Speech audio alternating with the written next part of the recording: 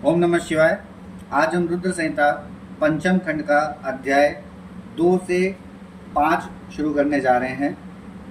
तारक पुत्रों के प्रभाव से संतप्त हुए देवों की ब्रह्मा के पास करुण पुकार, ब्रह्मा का उन्हें शिव के पास भेजना, शिव की आज्ञा से देवों का विष्णु की शरण में जाना और विष्णु का उन दैत्यों को मोहित करके उन्हें आचार भ्रष्ट करना। संत कुमार जी कहते हैं, महर्षि, तदंतर तारक पुत्रों के प्रभाव से दग्ध हुए इंद्र आदि सभी देवता दुखी हो परस्पर सलाह करके ब्रह्मा जी की शरण में गए। वहां संपूर्ण देवताओं ने दीन होकर प्रेम पूर्वक पितामह को प्रणाम किया और अवसर देकर उनसे अपना दुखड़ा सुनाते हुए कहा। देवता बोले, दाता, त्रिपुरों के स्वामी तारक पुत्रों ने तथा मयासुर ने समस्त स्वर्गवासियों को संतप्त कर दिया है।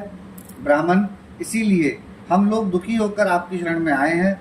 आप उनके वध का कोई उपाय कीजिए जिससे हम लोग सुख से रह सकें। ब्रह्मा जी ने कहा, देवगणों, तुम्हें उन दानवों से विशेष भय नहीं करना चाहिए। मैं उनके वध का उपाय बतलाता हूँ। भगवान शिव तुम्हारा कल्याण करेंगे। मैंने ही इन देवताओं को बढ़ाया है, अतः मेरे हाथों इनका वध होना उचित नहीं। साथ ही त्रिपुर में इनका पुण्य भी वृद्धिगत होता रहेगा। अतः इंद्र सहित सभी देवता शिव जी से प्रार्थना करें। वे सर्वाधीश यदि प्रसन्न हो जाएंगे तो वे ही तुम लोगों का कार्य पूर्ण करेंगे। संत कुमार जी कहते हैं, व्यास जी, ब्रह्मा जी की यह वाणी सुनकर इंद्र सहित सभी देवता दुखी हो उस स्थान पर गए जहाँ वृषभध्वज शिव आसीन थे। तब उन सबने अंजलि बांधकर देवेश्वर शिव को भक्ति पूर्वक प्रणाम किया और कंधा झुकाकर लोगों के कल्याणकर्ता शंकर का स्तवन किया। मुने, इस प्रकार नाना प्रकार के दिव्य स्तोत्रों द्वारा त्रिशूलधारी परमेश्वर की स्तुति करके सर्वार्थ साधन में निपुण इंद्र आदि देवताओं ने दीन भाव से कंधा झुकाए हुए हाथ जोड़कर प्रस्तुत स्वार्थ को निवेदन करना आरंभ किया। देवताओं ने कहा, महादेव, तारक के पुत्र तीनों भाइयों ने मिलकर इंद्र सहित समस्त देवताओं को परास्त कर दिया है। भगवान, उन्होंने त्रिलोकी को तथा मुनीश्वरों को अपने अधीन कर लिया है और संपूर्ण सिद्ध स्थानों को नष्ट भ्रष्ट करके सारे जगत को उत्पीड़ित कर रखा है। वे दारुण दैत्य समस्त यज्ञ भोगों को स्वयं ग्रहण करते हैं। उन्होंने ऋषि धर्म का निवारण करके अधर्म का विस्तार कर रखा है। शंकर, निश्चय ही वे तारक पुत्र समस्त प्राणियों के लिए अवैध हैं, इसीलिए वे स्वेच्छानुसार सभी कार्य करते रहते हैं। प्रभु, ये त्रिपुर निवासी दारुण दैत्य जब तक जगत का विनाश ना कर डालें, उसके पहले ही आप किसी ऐसी नीति का विधान करें जिससे इसकी रक्षा हो सके। संत कुमार जी कहते हैं, मुने, यो भाषण करते हुए उन स्वर्गवासी इंद्रादि देवों को की बात सुनकर शिव जी उत्तर देते हुए बोले। शिव जी ने कहा, देवगण, इस समय वे त्रिपुराधीश महान पुण्य कार्यों में लगे हुए हैं और ऐसा नियम है कि जो पुण्यात्मा हो उस पर विद्वानों को किसी प्रकार भी प्रहार नहीं करना चाहिए। मैं देवताओं के सारे महान कष्टों को जानता हूँ, फिर भी वे दैत्य बड़े प्रबल हैं, अतः देवता और असुर मिलकर भी उनका वध नहीं कर सकते। वे तारक पुत्र सब के सब पुण्य संपन्न हैं, इसीलिए उन सभी त्रिपुरवासियों का वध दुस्साध्य है। यद्यपि मैं रण कर्कश हूँ, तथापि जानबूझकर मैं मित्रद्रोह कैसे कर सकता हूँ, क्योंकि पहले किसी समय ब्रह्मा जी ने कहा था कि मित्रद्रोह से बढ़कर दूसरा कोई बड़ा पाप नहीं है। सत्पुरुषों ने ब्रह्म हत्यारे, शराबी, चोर तथा व्रत भंग करने वाले के लिए प्रायश्चित का विधान किया है, परंतु कृतज्ञ के उद्धार का कोई उपाय नहीं है। देवताओं, तुम लोग भी तो धर्मज्ञ हो, अतः धर्म दृष्टि से विचार कर तुम ही बताओ कि जब वे दैत्य मेरे भक्त हैं तब मैं उन्हें कैसे मार सकता हूँ। इसीलिए अमरो, जब तक वे दैत्य मेरी भक्ति में तत्पर हैं तब तक उनका वध असंभव है। तथापि तुम लोग विष्णु के पास जाकर उनसे यह कारण निवेदन करो। तदंतर देवगण भगवान विष्णु के समीप गए और उनके द्वारा ऐसी व्यवस्था की गई कि जिससे वे असुर शैव सनातन धर्म से विमुख होकर सर्वथा अनाचार परायण हो गए। वैदिक धर्म का नाश होने से वहाँ स्त्रियों ने पतिव्रत धर्म छोड़ दिया, पुरुष इंद्रियों के वश हो गए, यों स्त्री पुरुष सभी दुराचारी हो गए। देवाराधन, श्राद्ध, यज्ञ, व्रत, तीर्थ, शिव विष्णु सूर्य गणेश आदि का पूजन, स्नान, दान आदि सभी शुभ आचरण नष्ट हो गए। तब माया तथा अलक्ष्मी उन पुरों में जा पहुंची। तब से प्राप्त लक्ष्मी वहां से चली गई। इस प्रकार वहां अधर्म का विस्तार हो गया। मुने, तब शिवेच्छा से भाइयों सहित उन दैत्यराज की तथा मय की भी शक्ति कुंठित हो गई। यहाँ हमारा अध्याय 2 से 5 समाप्त हुआ। अब हम अध्याय 6 से 8 शुरू करने जा रहे हैं। देवों का शिव जी के पास जाकर उनका स्तवन करना, शिव जी के त्रिपुर वध के लिए उद्यत न होने पर ब्रह्मा और विष्णु का उन्हें समझाना, विष्णु के बतलाए हुए शिव मंत्र का देवों द्वारा तथा विष्णु द्वारा जप, शिव जी की प्रसन्नता और उनके लिए विश्वकर्मा द्वारा सर्वदेवमय रथ का निर्माण। व्यास जी ने पूछा, संत कुमार जी, जब भाइयों तथा पूर्ववासियों सहित उस दैत्यराज की वृद्धि विशेष रूप से मोहाच्छन्न हो गई, तब उसके बाद कौन सी घटना घटी, विभो वह सारा वृतांत वर्णन कीजिए। संत कुमार जी ने कहा, महर्षि, जब तीनों पुरों की पूर्वोक्त दशा हो गई, दैत्यों ने शिवाचरण का परित्याग कर दिया, संपूर्ण स्त्री धर्म नष्ट हो गया और चारों ओर दुराचार फैल गया, तब भगवान विष्णु और ब्रह्मा के साथ सब देवता कैलाश पर्वत पर गए और सुंदर शब्दों में शिव की स्तुति करने लगे। महेश्वर देव, आप परमोत्कृष्ट आत्मबल से संपन्न हैं। आप ही सृष्टि के कर्ता ब्रह्मा, पालक विष्णु और संहर्ता रुद्र हैं। पर ब्रह्म स्वरूप आपको नमस्कार है। यो महादेव जी का स्तवन करके देवों ने उन्हें साष्टांग प्रणाम किया। फिर भगवान विष्णु ने जल में खड़े होकर अपने स्वामी परमेश्वर शिव का मन ही मन स्मरण करके तन्मय हो दक्षिणा मूर्ति के द्वारा प्रकटित रुद्र मंत्र का 1.5 करोड़ की संख्या तक जप किया। तब तक सभी देवता उन महेश्वर में मन लगाकर यूं उनकी स्तुति करते रहे। देवों ने कहा, प्रभु, आप समस्त प्राणियों के आत्मस्वरूप, कल्याणकर्ता और भक्तों की पीड़ा हरने वाले हैं। आपके गले में नीला चिन्ह है जिससे आप नीलकंठ कहलाते हैं। आप चिद्रुप एवं प्रचेता हैं। आप रुद्र को हमारा प्रणाम है। असुर निकंदन, आप ही हमारी सारी आपत्तियों के निवारण करने वाले हैं। अतः सदा से आप ही हमारी गति हैं और आप ही सर्वदा हम लोगों के वंदनीय हैं। आप सबके आदि हैं और आप ही अनादि भी हैं। आप ही आनंद स्वरूप अव्यय प्रभु, प्रकृति पुरुष के भी साक्षात त्वष्टा और जगदीश्वर हैं। आप ही रजोगुण, सत्वगुण और तमोगुण के आश्रय से ब्रह्म, विष्णु और रुद्र होकर जगत के कर्ता, भर्ता और संगारक बनते हैं। आप ही इस भवसागर से तारने वाले हैं। आप समस्त प्राणियों के स्वामी, अविनाशी, वरदाता, वाड्यम स्वरूप, वेद प्रतिपाद्य और वाचकता से रहित हैं। योगवेत्ता योगी, आप ईशान से मुक्ति की याचना करते हैं। आप योगियों के हृदय कमल की कणिका पर विराजमान रहते हैं। वेद और संत जन कहते हैं कि आप परब्रह्म स्वरूप, तत्व रूप, तेजो राशि और परात्पर हैं। आप सर्वव्यापी, सर्वात्मा, त्रिलोकी के अधिपति हैं। भव, इस जगत में जिसे परमात्मा कहा जाता है वह आप ही हैं। जगत गुरु, इस जगत में जिसे देखने, सुनने, स्तवन करने तथा जानने योग्य बताया जाता है और जो अगुण अणु से भी सूक्ष्म तथा महान से भी महान है, वह आप ही हैं।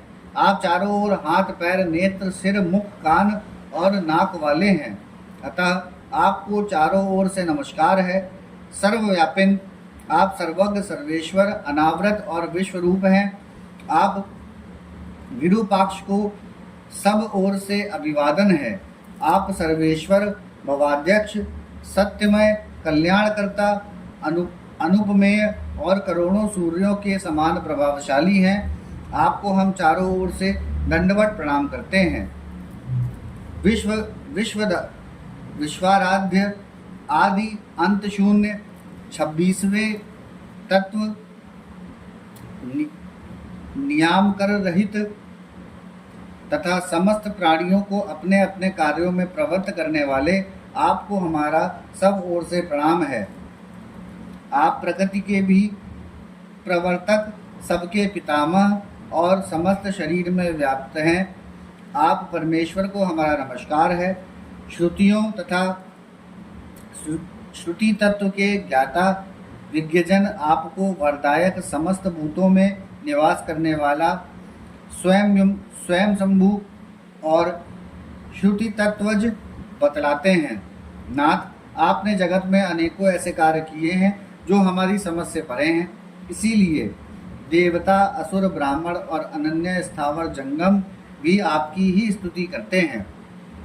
शंभो, त्रिपुरवासी दैत्यों ने हमें प्रायः नष्ट सा कर डाला है, अतः आप शीघ्र ही उन असुरों का विनाश करके हमारी रक्षा कीजिए, क्योंकि देव वल्लभ, हम देवों के एकमात्र आप ही गति हैं।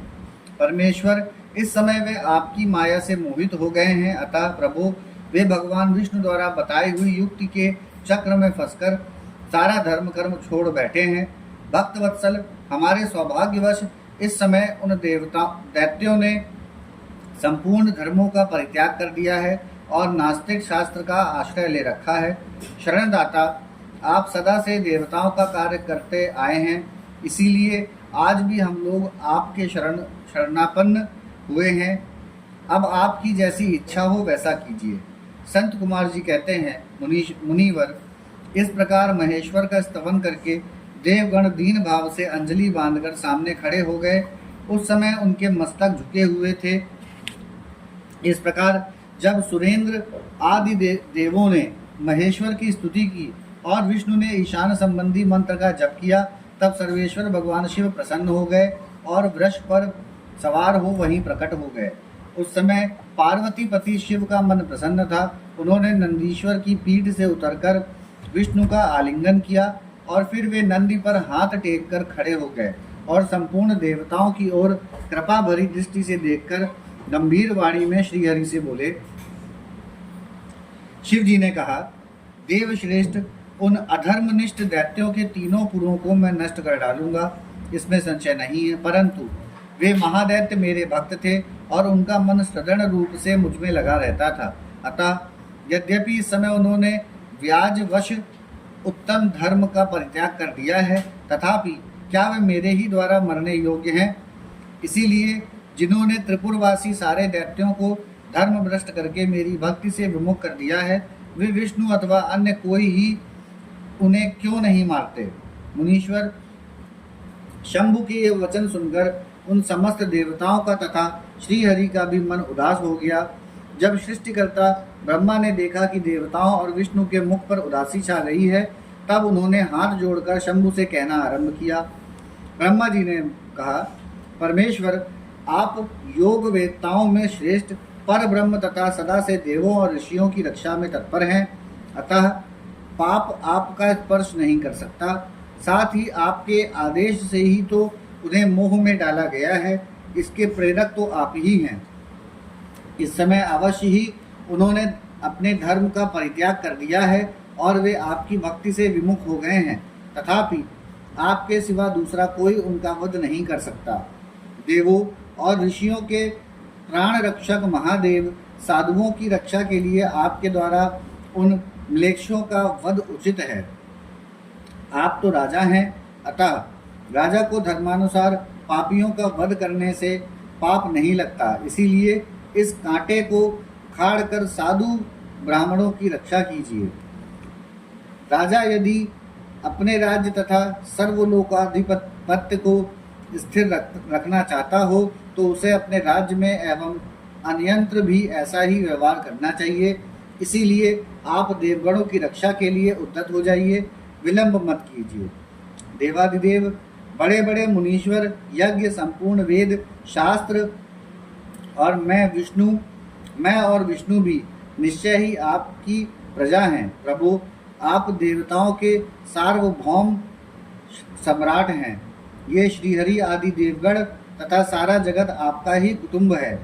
अजन्मा देव श्रीहरि आपके युवराज हैं और मैं ब्रह्मा आपका पुरोहित हूँ तथा आपकी आज्ञा का पालन करने वाले शक्र राज कार्य संभालने वाले मंत्री हैं।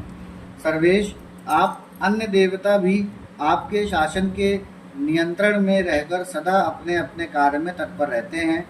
यह बिल्कुल सत्य है। संत कुमार जी कहते हैं, व्यास जी, ब्रह्मा जी की यह बात सुनकर सुरपालक परमेश्वर शिव का मन प्रसन्न हो गया।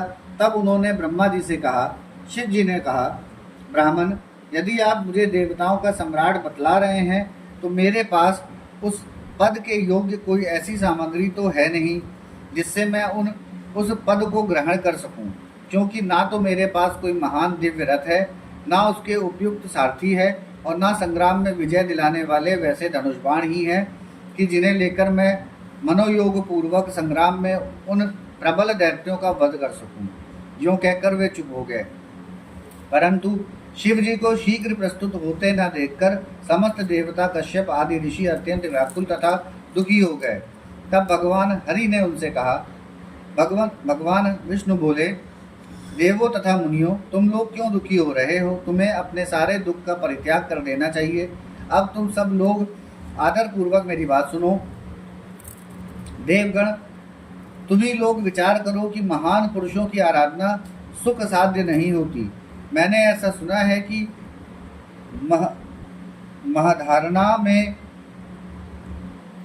महधारा धन में पहले महान कष्ट झेलना पड़ता है। पीछे भक्त की दृढ़ता देखकर इष्ट देव अवश्य प्रसन्न होते हैं, परंतु शिव तो समस्त गणों के अध्यक्ष तथा परमेश्वर हैं। ये तो आशुतोष ही ठहरे।